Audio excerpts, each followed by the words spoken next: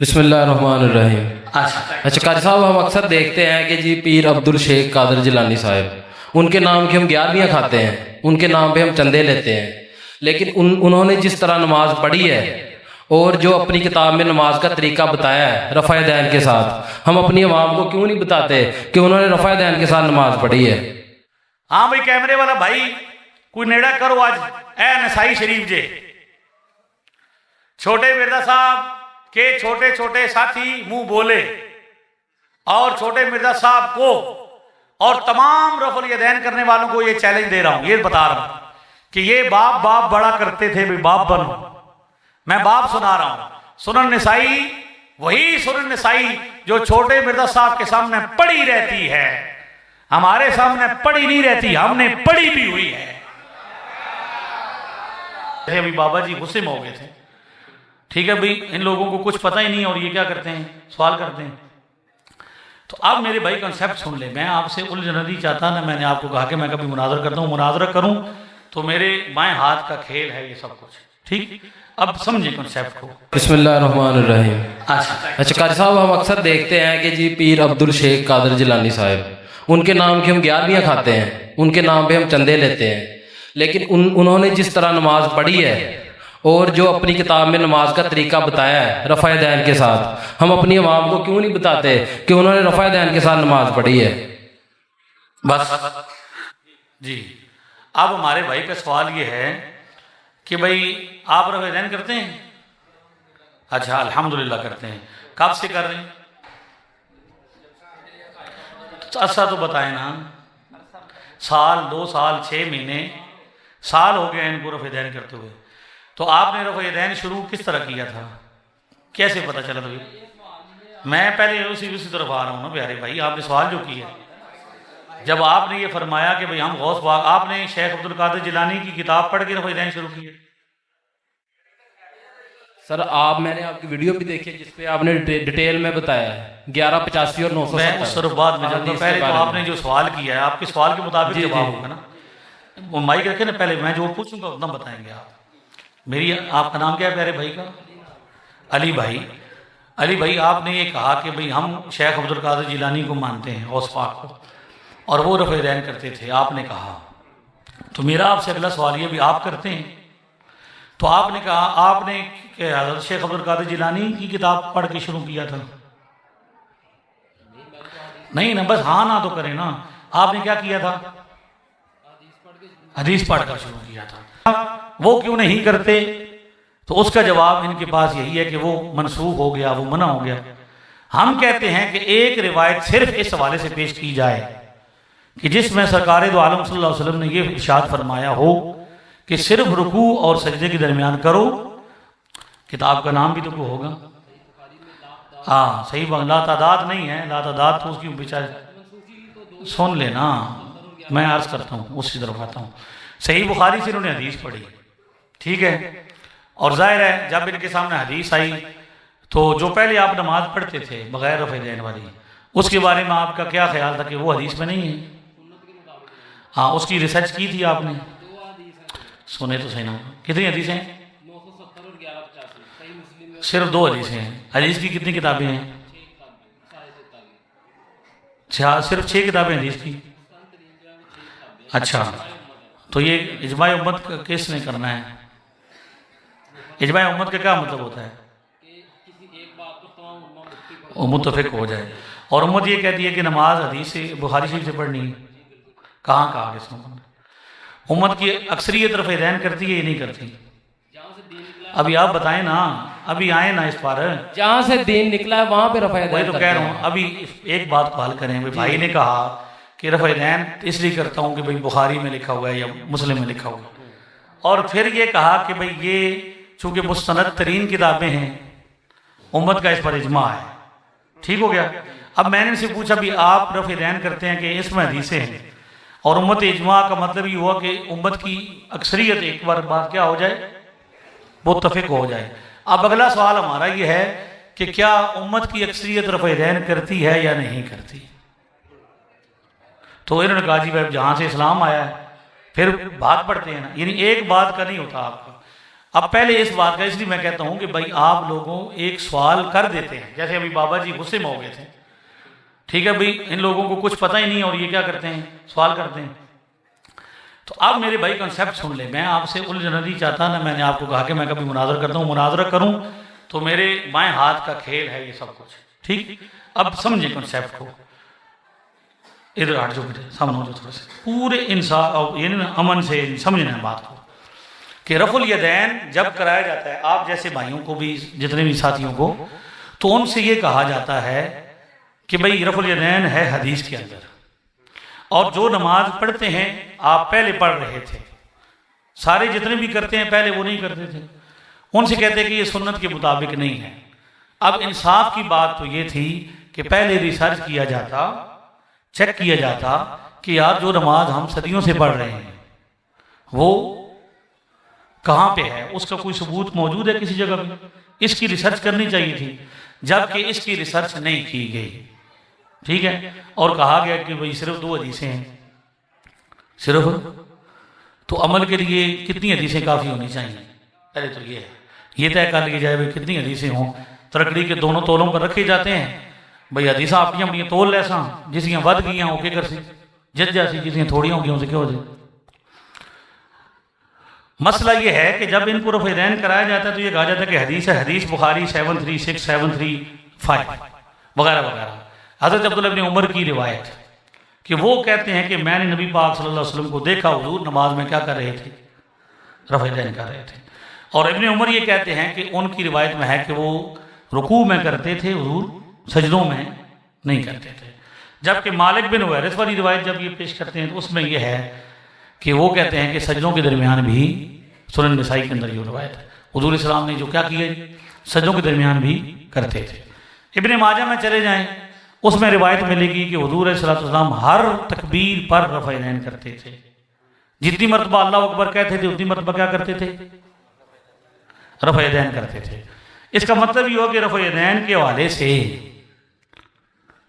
इस वक्त अभी आप माइक उठाएं, आप ये बताएं कि आप नमाज में कहाँ कहाँ रफ़-ए-दैन करते हैं, रुकू से उठते वक्त और रुकू में जाते हुए, सजदों के दरमियान नहीं करते। बस ठीक हो गया।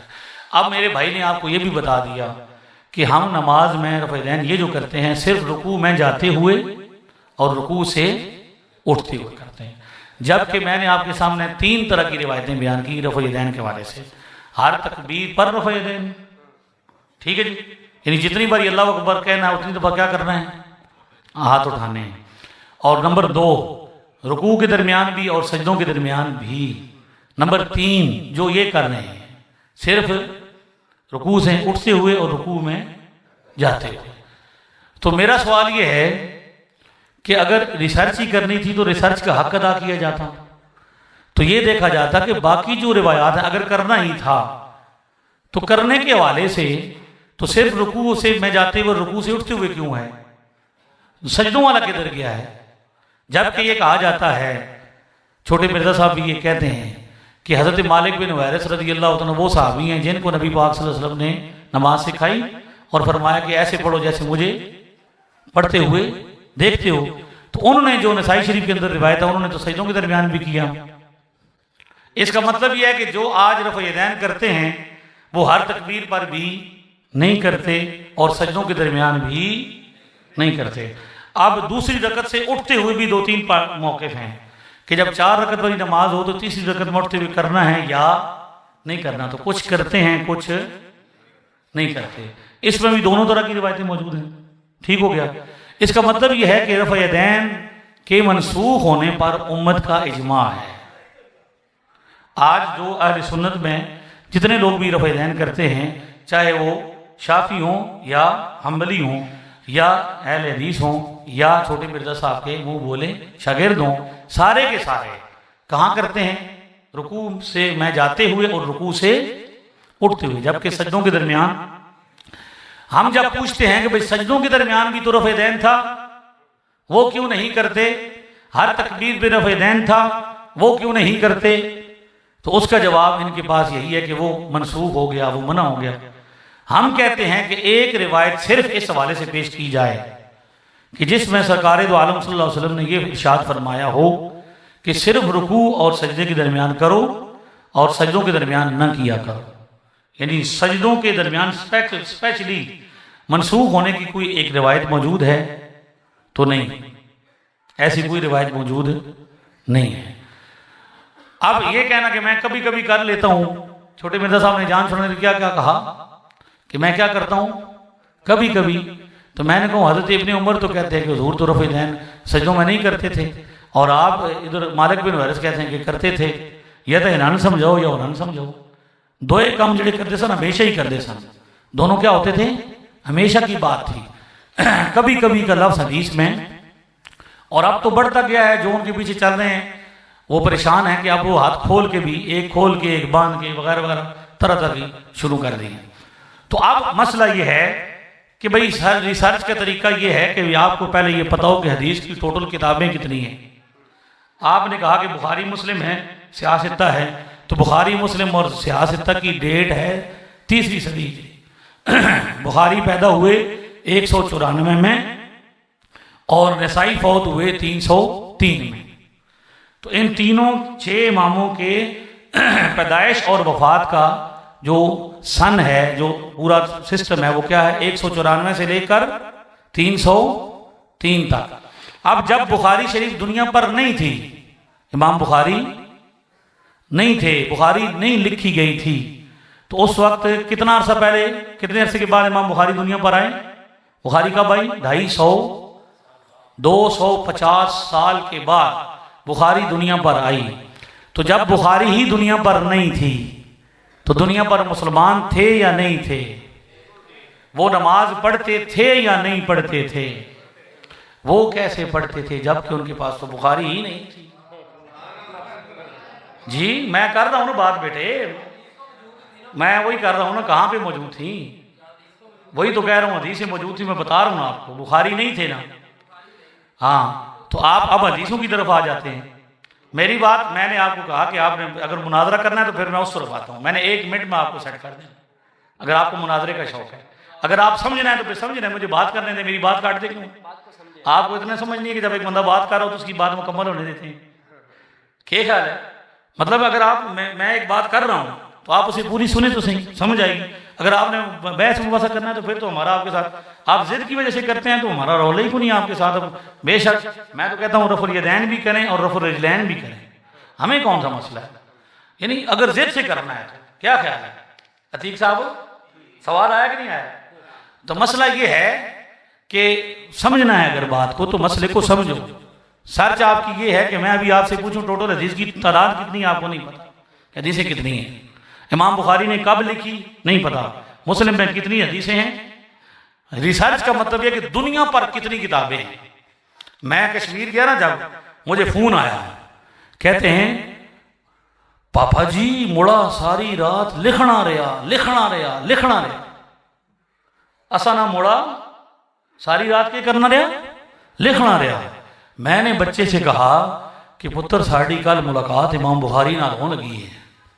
जो बंदा सारी रात ही लिखता रहा, रिसर्चर है। मैं तो चाहता हूं कि मुझे कोई रिसर्चर मिले। भाई पढ़े लिखे बंदे से बात करना आसान है, अनपढ़ से मुश्किल है। मसला ये है कि हमारा मुकाबला अनपढ़ों से है। तो मैं गया वहां पे, मैंने उसने भी यही बात की, इजमा उम्मत वाली भाई बुखारी की इतनी हदीसें हैं। मैंने कहा खुद रिसर्च की है या किसी को फॉलो करते हो, किसी की तकलीद करते हो या खुद रिसर्चर हो? तो उसने कहा कि भाई मैं खुद रिसर्चर हूँ, मैं किसी का नहीं फॉलोवर नहीं हूँ। मैं चलो ठीक है, खुद रिसर्चर हो तो सामने हो, बताओ कि क्या पढ़ा है। उसने कहा जी मैंने सियासत पढ़ी। अभी इस भाई से भी मैं ये सवाल करूँ, इसे भी नहीं आता। मैंने कहा सियासत में टोटल रिवायात की तादाद कितनी है? कहता मुझे नहीं पता, मेरी रिसर्च जो है वो सिर्फ 2 किताबों पर है, बुखारी और मुस्लिम पर। रिसर्च थोड़ी सी क्या हो गई, छोटी हो गई। जिला अग दे करीब शापर नू करो तो शापर सुंगड़ जाना ना बाबा जी। हाँ जी, तो मैंने कहा भी बुखारी में, मुस्लिम में, सियासत में 6 किताबों के अंदर टोटल रिवायात की तादाद नहीं पता। बुखारी मुस्लिम पर की है, चलो ये बता दो कि बुखारी मुस्लिम में टोटल रिवायात की तादाद कितनी है? कहता मुझे नहीं पता, मैंने सिर्फ बुखारी पढ़ी है, रिसर्च थोड़ी और छोटी। मैंने कहा चलो ये बता दो बुखारी में रिवायात की कितनी तादाद है? अब ये तो सामने लिखी हुई बात है, नंबर लिखे हुए। कहता मुझे नहीं पता, रिसर्च थोड़ी मैं एक हदीस पढ़ी है, क्या कहता है? मैंने कहा वो हदीस भी मुझे पढ़ के दिखा दो, हदीस किस ज़बान में नबी पाक ने फरमाई। तो हुजूर की ज़बान अरबी ज़बान थी, ठीक है। तो अरबी ज़बान में हदीस है, तर्जमे तो मौलवियों ने किए, साढ़े तर्जमे किए बगैर तो हदीस ही समझ आ ही नहीं सकती। अगर आज सारे तर्जमे उठा दिए जाएं मार्केट से तो इन सब नाम नहाद सकालों का इल्म क्या हो जाएगा? ज़ीरो हो जाएगा। अगर आज हुकूमत पाकिस्तान ये लगा देते पाबंदी भी, अरबी ज़बान की किताब सिर्फ अरब आलिम पढ़ेगा। हालांकि उलमा का एहसान है कि उन्होंने तर्जमे की। कुरान का तर्जमा अरबी ज़बान में किसने किया है? मौलवी ने किया है ना। तो मौलवी तो कोई नहीं, इन्हाने नज़दीक तो कोई मौलवी भी इनके नज़दीक तो ठीक नहीं है। तो मौलवी को निकाल दो, तर्जमा उठा लो। अब मौलवी को तर्जमे की ज़रूरत है? जो आलिम है वो तो अरबी डायरेक्ट समझता है, तो उसे तर्जमे की ज़रूरत, तर्जमा किया ही अवाम की खातिर है, ठीक है। तो अवाम में जो कुछ बंदे कह रहे हैं कि मौलवी बख्शे गए, दसी भी बख्शे जा, सब मौलवी सच नहीं बोल दे, मौलवी के बगैर तो नहीं होता। तो मैंने कहा भाई टोटल एक रिवायत भी मुझे जिस ज़बान में नबी पाक ने फरमाया मुझे पढ़ के दिखाओ। तो एक रिवायत पढ़ने पर कादिर नहीं था, आया था रिसर्च लेकर, और क्या था। इसलिए मैं आप भाइयों से ये कहता हूं कि मेरा आपके साथ कोई मुकाबला नहीं है, आप हमारे भाई हैं, हमारा मकसद इस्लाह है। वरना अगर टकराव पैदा करना, वो एक बंदे ने लाहौर में क्या किया, थोड़ा सा भाई सवालात कर लिए। अब उसके सवालात मैं सुन रहा हूँ ना, मैं क्या कर रहा हूँ। अब आप 10 मिनट सवाल करेंगे। मैंने कश्मीर में एक बच्चे के 25 मिनट तक सवाल सुना है। कितनी मिनट तक? 5 मिनट। केड़ा मौलवी है जरा सुनता हो यार? मैं जिन्ना प्यार थोड़े नाल कीता किसी दुनिया च करना ही कोई नहीं। फिर भी हम पे गिरा है कि हम वफादार नहीं। अगर हम वफादार नहीं तू भी तो दिलदार नहीं।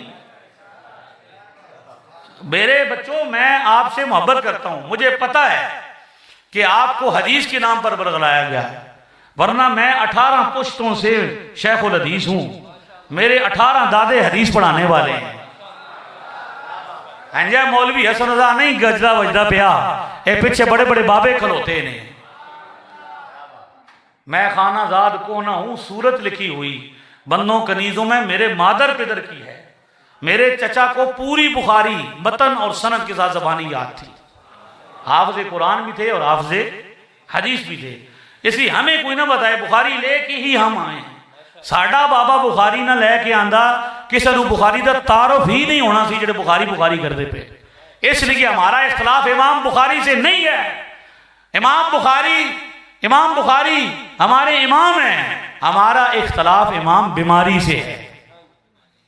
तो मैं अर्ज कर रहा था भी रिसर्च कोई नहीं है इनके पास।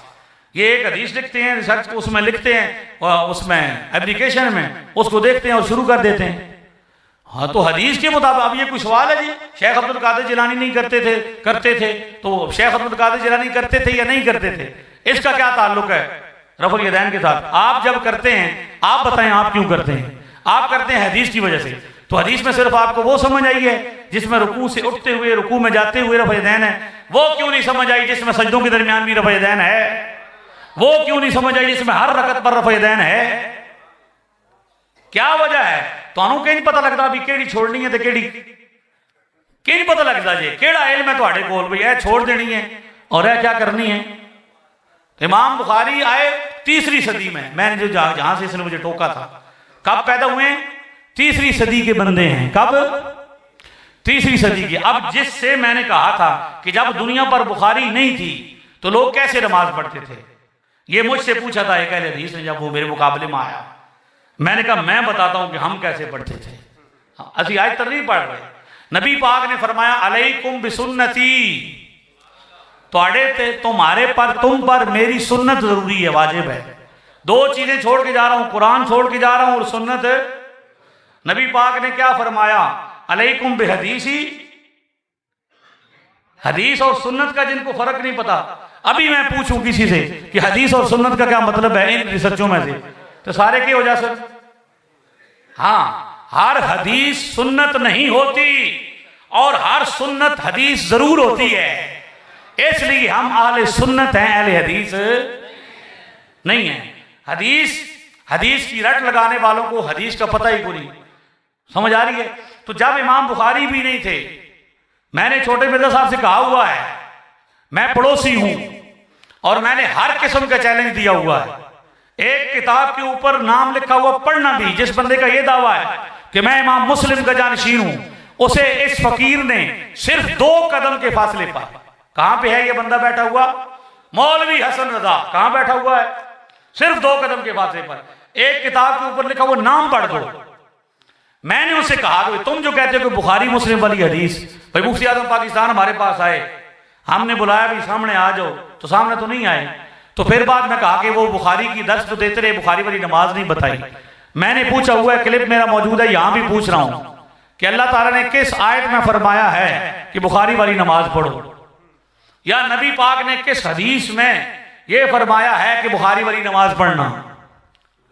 सवारियां बिठाते हो मदीने के नाम पर और उतार देते हो जाके रूस में बर्फा दे इलाके में। तो मैंने कहा मैं अली खुदा दा खौफ कर रहा, वरना मैं जिस तरह खोले ना सारा कुछ तो रहना तो पल्ले कख भी नहीं। तुसी अगर मुगलों की औलाद हो तो ऐसी भी तलवारां की औलाद आ, माड़ी चंगी एडी साडा भी कोई, मैं कभी नहीं दसा कबीले पर फख्र करना कोई हमारा तरीका नहीं। और रहन दे के कर सकते छोड़, चलो बना।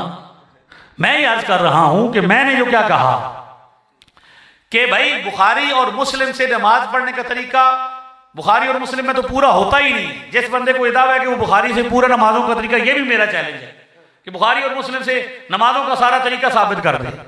लब्बन नहीं लगी सारी नमाज, केड़े पास जा सो। अब हम आपको बताते हैं कि जब बुखारी और मुस्लिम नहीं थे तो हम नमाज कैसे पढ़ते थे। 250 साल पहले जो मुसलमान थे, जो इमाम बुखारी के जिसमें वालिद साहब भी शामिल हैं, आज भी इमाम बुखारी यहाँ दफन हैं, वहां पे मस्जिद भी बनी हुई है, मजार भी बना हुआ है और नमाज भी पंजगाना होती है।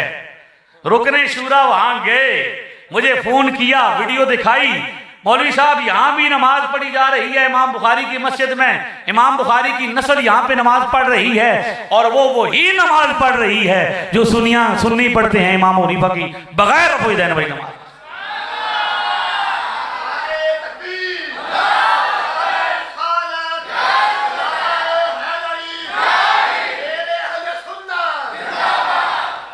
मैं क्या कह रहा हूं, हुजूर ने फरमाया तुम मैं 2 चीजें छोड़ के जा रहा हूं, एक कुरान छोड़ के जा रहा हूं, दूसरी सुन्नत छोड़ के। हदीस नहीं फरमाया, क्या फरमाया?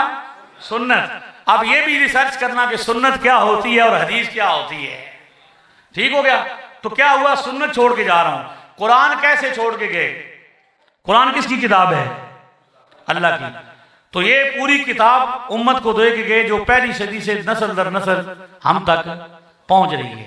साढ़े को जी पहुंची साढ़े बाबियां पहुंचाई कुरान पाक। साड़ी नबी पाक ने मुलाकात, साहबा ने मुलाकात, हमारे सामने कुरान नाजिल नहीं हुआ, हमें हमारे हाथ में किसने कुरान दिया?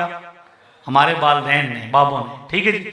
और हदीस किसी किताब, सुन्नत किसी किताब का नाम है, सुन्नत किसी किताब का नाम, सुन्नत प्रैक्टिकल अमल का नाम है जो पहली सदी से लेकर आज तक नस्ल दर नस्ल प्रैक्टिकली सहाबा से ताबीन से सालिहीन तक हम तक आज पहुंची है। तो हम जिस इमाम की रिसर्च पर अमल करते हैं उनका नाम इमाम आजम अबू हनीफा है, जो पैदा हुए 80 हिजरी में और फौत हुए 150 हिजरी में, पहली सदी में पैदा हुए।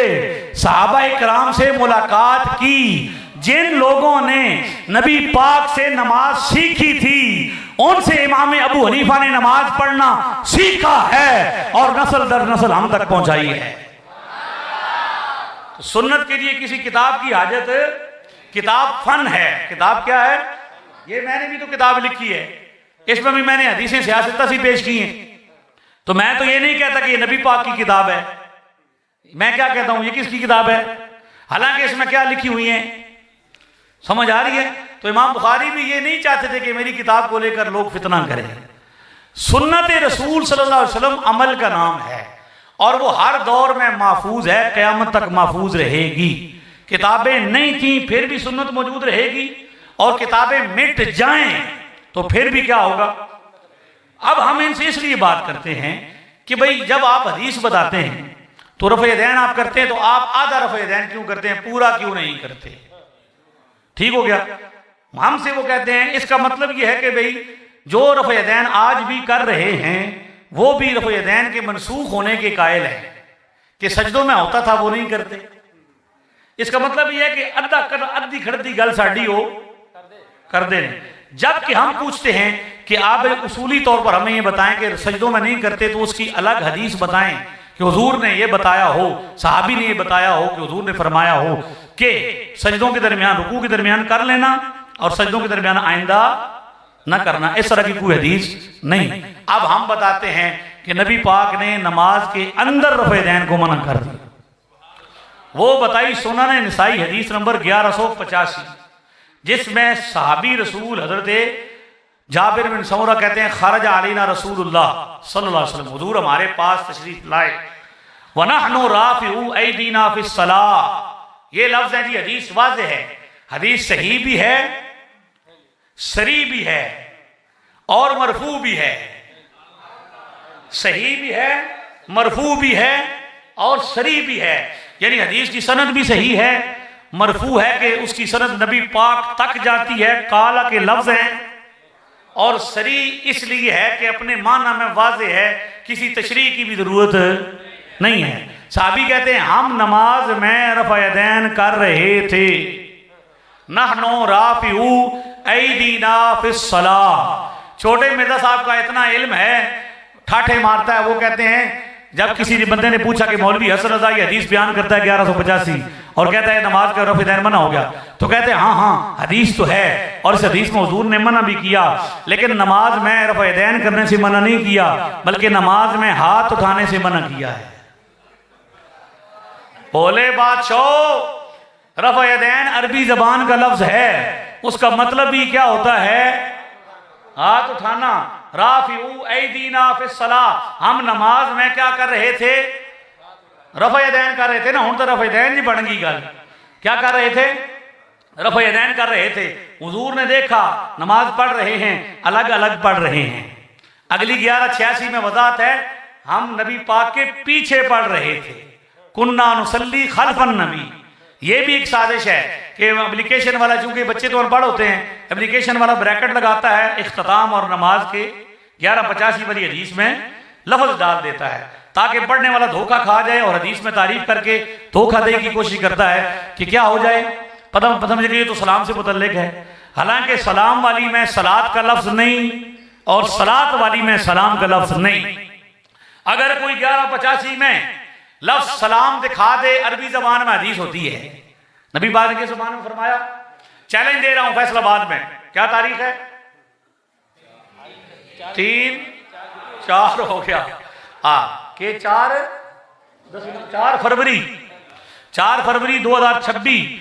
केड़ा गट वाला?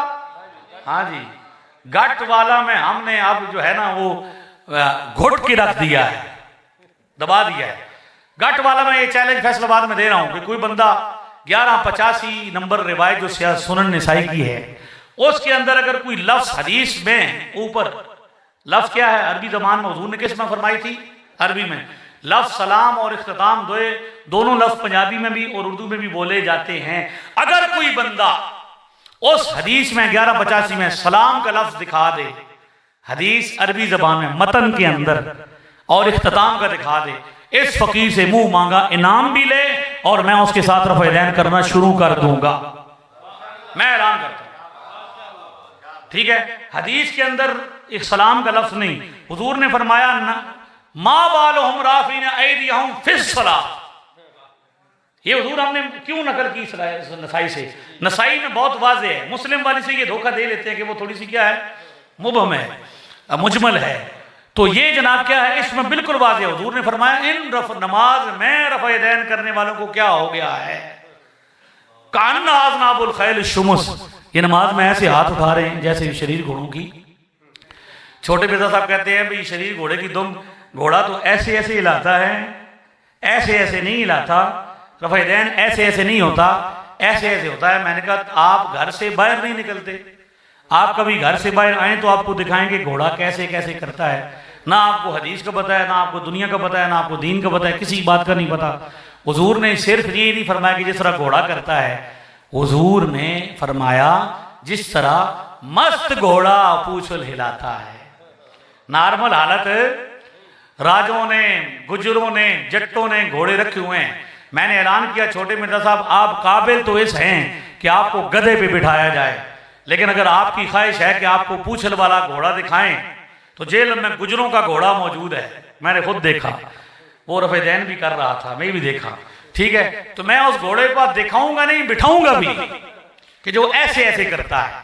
घोड़े की नॉर्मल पोजीशन का हुजूर ने नहीं फरमाया, घोड़े की मस्ती की हालत में, कि जब बंदे मस्ती करते हैं तो रफ़ेदैन करते हैं। ठीक है, हुजूर ने फरमाया उसकुनू फिस सलाह, ये लफ्ज है हदीस के। क्या कर रहे थे साहबा? कहां पे? नमाज में, रुकू नमाज में, सजदा नमाज में। सुभान अल्लाह। रुकू नमाज में, साथ तो दो ना। रुकू कहां पे है? नमाज में। सजदा कहां पे है? तकबीर तहरीमा नमाज में नहीं, सलाम नमाज में आखिर पे है। एक चीज की इब्तिदा होती है, दूसरी चीज की दरमियान होता है, तीसरा चीज का एंड, इंतहा होती है। तो नमाज में हुजूर ने कहा मना किया? नमाज में। उसकुनू फिस सलाह, सहाबा नमाज में रफ़ेदैन कर रहे थे, हुजूर ने फरमाया नमाज में सुकून इख्तियार करो। तो सहाबा को हुजूर ने दरअसल एक ही दिन, क्योंकि हुजूर को सहाबा को बार बार कहने की जरूरत नहीं पड़ती थी, इसीलिए दूसरी सलाम वाली अलग वाक़या है, ये अलग वाक़या है, सलाम वाला अलग है। दोनों रिवायतों का फर्क बता दिया, रावी भी फर्क है, हमारा क्लिप भी मौजूद है, और यहाँ भी बता दिया कि वो कुन्ना नुसल्ली खल्फन नबी, हुजूर के पीछे थी, और ये क्या था? खरजा अलैना रसूलुल्लाह, हुजूर बाहर से तशरीफ लाए, साहबा अलग अलग नमाज पढ़ रहे थे। तो अब हुजूर ने नमाज में रफ़ेदैन करते देखा, हुजूर ने मना कर दिया। भाई मेरा कह रहा था कि वो एक और दो हदीसें हैं, तो मैंने कहा भी मना करने के लिए कितनी हदीसों की जरूरत होगी?